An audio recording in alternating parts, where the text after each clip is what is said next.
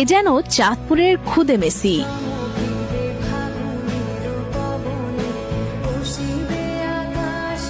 মাত্র 5.5 বছর বয়সেই মেসি নেইমারদের মতো অসাধারণ সব ড্রিবলিং আর স্কিল দিয়ে সবাইকে অবাক করেছে শিশু সোহান। আমি দেখি নাই যে এরকম বল নিয়ে কেউ খেলাধুলা করে, আর ওর চাইতে বলের ওজন বা বলটা অনেক বড়, পুরোই একেবারে ব্যতিক্রম আর কি আমাদের মতলবের মধ্যে ছেলেটা। বাবার কাছ থেকেই ফুটবল খেলা শেখার হাতে খড়ি সোহানের। তার বাবা একজন সাইকেল মেকানিক হলেও ফুটবলের প্রতি রয়েছে তার ভালোবাসা, তাই তিনি চান ছেলেকে সেরা ফুটবলার বানাতে। স্বপ্ন পূরণ করতে প্রতিদিন নিয়ম করে ভোরে আদরের সন্তানকে ফুটবল খেলার কৌশল শেখান তিনি।